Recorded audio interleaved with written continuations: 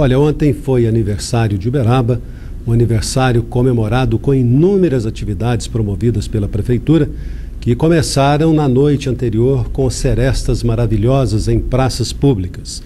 E ontem, como eu disse, a culminância da programação de aniversário da cidade também marcaria mais um aniversário do Mário Palmério. Essa figura extraordinária, que aliás era uma pessoa assim que ou o sujeito não gostava muito ou adorava. Não é isso, André? Nós vamos conversar com o historiador André Azevedo, que fez uma ampla pesquisa sobre o Mário Palmério.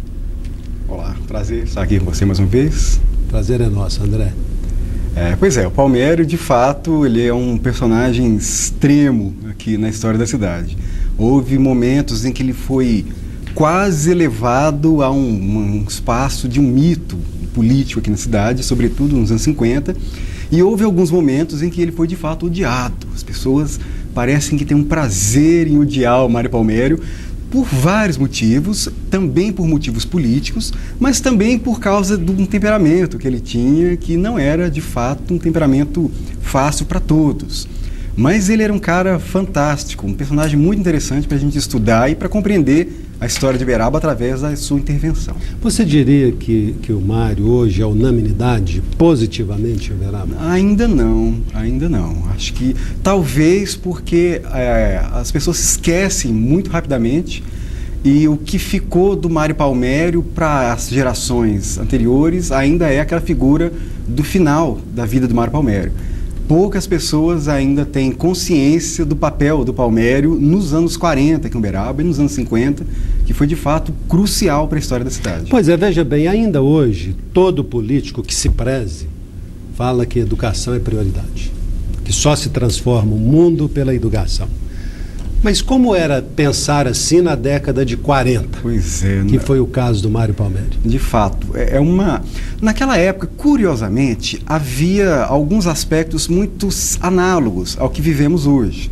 Porque hoje a gente percebe já há uns 10 anos uma massificação do ensino superior que tem levado muita gente pela primeira vez para a faculdade, e nós percebemos dentro da faculdade muita gente com mais de 30, 40, porque agora que estão tendo oportunidade. Na época, isso aconteceu com o secundário. Aqui em Uberaba, por exemplo, não havia escola pública de ensino secundário em 1940. Na verdade, haviam poucas no Brasil. O possuidor do ensino secundário era chamado de doutor naquela época. É quase isso, era um erudito, de fato. Até porque o ensino secundário ele era muito rigoroso e ele era muito restrito. O ensino primário, para ter uma ideia, aqui em Minas Gerais, de cada 100 alunos que concluíam o ensino primário em 1940, só 5 concluíam o secundário. Então era uma disparidade muito grande.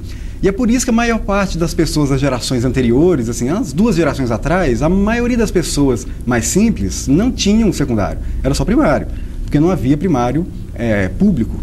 Aqui em Uberaba havia o Grupo Brasil e várias escolas municipais públicas, mas todas só de ensino primário.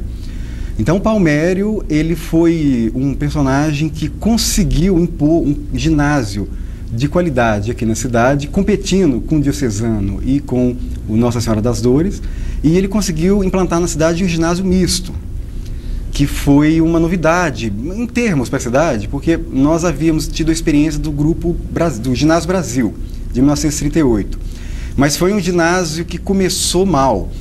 Ele foi implantado com muito entusiasmo em 1938, porque de fato queria-se criar um ginásio popular aqui na cidade. Mas a forma como ele foi estruturado o levou ao fracasso em menos de 3 anos. Por quê? Ele foi criado através de uma sociedade. Foram várias pessoas que subscreveram uma sociedade e tinham que depositar as cotas mensais para a sustentação do colégio. E todas elas tinham ensino secundário ou não? Nem sei, talvez não. Até o Tristão de Castro era analfabeto, tinha muita gente... O Tristão de Castro era analfabeto? Segundo o Borges Sampaio. Então, a educação, de fato, não era massificada. Não havia escolas para todos, não havia nem esse ideal de estudo. Ainda era uma outra sociedade, de fato.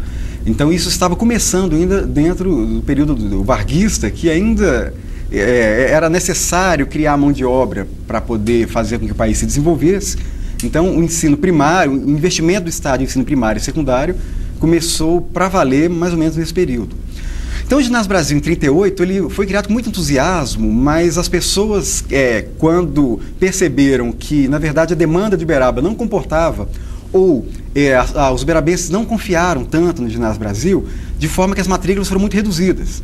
E eles fizeram um erro crucial, que foi criar o primeiro, o segundo e o terceiro ano simultaneamente. Então, não criou-se só o primeiro ano, de forma que fossem acumulando no decorrer dos anos. Receberiam alunos de outras escolas, se fosse o caso. Eles queriam transferência, mas acabou que houve um déficit muito grande na receita, porque houve muito poucos alunos. E a matrícula foi declinando em 39 e 40. E por causa disso, os sócios começaram a parar de contribuir, porque perceberam que aquilo não ia ir para frente, e houve uma crise gigantesca na escola. A legislação exigia que, para abrir uma escola ginasial, era obrigatório que você depositasse um valor que pudesse manter a escola durante 2 anos. Então, foi mais ou menos o tempo que a escola funcionou, e aí chamaram o Fidelis Reis para poder tentar salvar a escola, que ele era um entusiasta também, sobretudo da educação técnica. Essa necessidade desse depósito não era uma forma de brecar que a educação chegasse às pessoas mais pobres, não? Talvez. É bem provável, mas era também um esforço do Estado para disciplinar a organização da escola. Mas ele não era fornecia o ensino? Era elitista. Mas cerceava o particular. Mas o Estado tinha uma questão muito interessante na época, que é algo também similar, análogo ao que acontece hoje, que era uma bifurcação do sistema de ensino secundário. Resumidamente, mais ou menos assim. Para as famílias que podiam pagar, os meninos iam para o secundário formal e iam para a faculdade. Para as classes menos favorecidas, o ensino técnico no máximo, ia formar para um contador, ia fazer uma escola de contabilidade ou uma escola rural. Então, ou seja, ensino técnico... E aí virava top na cidade, em termos sociais. Era uma forma de ascensão social. Então, para os ricos, faculdade. Para os pobres, ensino técnico. Era uma decisão... A Constituição de 37 estabelecia isso com clareza, as reformas educacionais de 31 e de 42 deixaram claro isso também. E de forma que, de fato, era uma pequena... a elite na época era contável, era mensurável, porque eram as pessoas que concluíam o 2º grau. André, vamos falar com o telespectador. Alô? Alô? Oi, quem está falando é o Martins. Pois não. Tá, né? Tudo bem? Deixa eu te fazer uma pergunta. Sim. O que você acha das escolas, de estatizar todas as escolas no Brasil, que não existissem mais escolas pagas? Como é que você vê isso? Seria uma coisa boa, ruim? E essa outra coisa também que eu tento passar para as pessoas, derrubar uma coisa chamada de vestibular. Nós fizemos uma pesquisa um dia entre negros e brancos.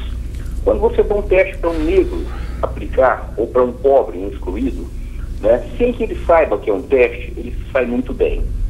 Quando você coloca ele em competição com as pessoas das classes ricas, mais favoráveis, ele se sai mal. Nós entendemos que é uma coisa chamada de ameaça de estereótipo. Todas as vezes que um negro compete com o branco, ele vai sair com um nome menor, através dessa ameaça de estereótipo. Tudo que você disse até agora sobre a história do Uberaba, sobre a faculdade, sobre o Mário Palmério, é um pensamento, você está sendo o organizador. Esse pensamento, na realidade, não é seu, você é apenas o organizador dessas palavras. Como a educação ela é uma obra da cultura. Você não pode cobrar a educação do povo brasileiro. Ok, Marquinhos. Muito obrigado por sua participação. Embora nós estejamos fazendo